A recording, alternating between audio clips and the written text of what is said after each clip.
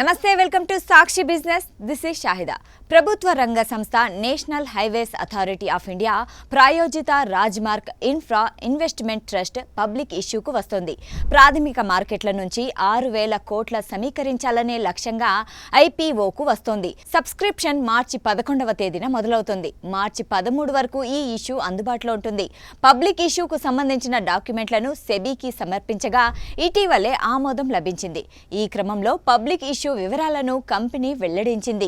జాతీయ రహదారుల ప్రాధికారక సంస్థ ఎన్హెచ్ఏఐ అనుబంధ సంస్థ అయిన ఈ ట్రస్ట్ మార్కెట్ నుంచి 6,000 కోట్లు సమీకరించేందుకు ఇనీషియల్ పబ్లిక్ ఇష్యూకు వస్తుంది. భారత ఇన్ఫ్రాస్ట్రక్చర్ సెక్టార్లో అతిపెద్ద ఐపీఓల్లో ఒకటిగా నిలుస్తోంది. ఈ పబ్లిక్ ఇష్యూ మార్చి 11న ప్రారంభమై మార్చి 13తో ముగుస్తుంది. ఆ తర్వాత ఈ కంపెనీ షేర్లు బాంబే స్టాక్ ఎక్స్చేంజితో పాటు నేషనల్ స్టాక్ ఎక్స్చేంజిలోనూ లిస్టింగ్ అవుతాయని కంపెనీ తెలిపింది.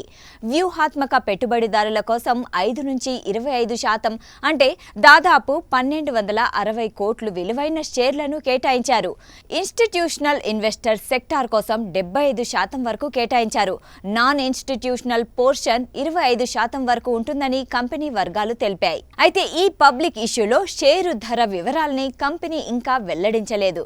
అయితే bloomberg.com నివేదిక ప్రకారం ఒక్కో షేరు ధరను 99 నుంచి 100 రూపాయలుగా నిర్ణయించే అవకాశం ఉందని తెలుస్తోంది. అయితే కంపెనీ నుంచి అధికారిక ప్రకటన రావాల్సి ఉంది.